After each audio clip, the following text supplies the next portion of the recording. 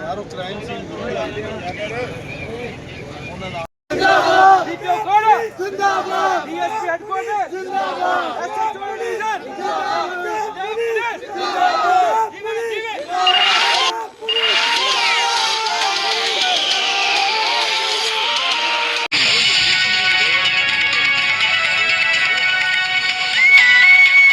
police DPO Kara